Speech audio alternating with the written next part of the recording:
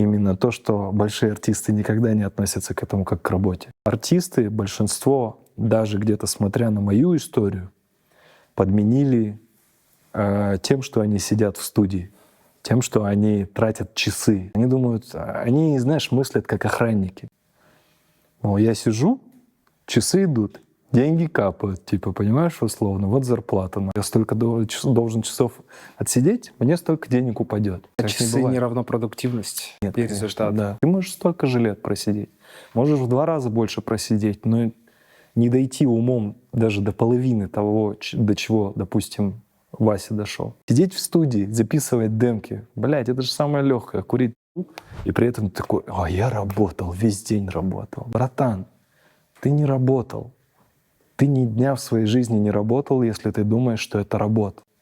И это, опять же, то, что отличает больших артистов от маленьких. Именно то, что большие артисты никогда не относятся к этому как к работе.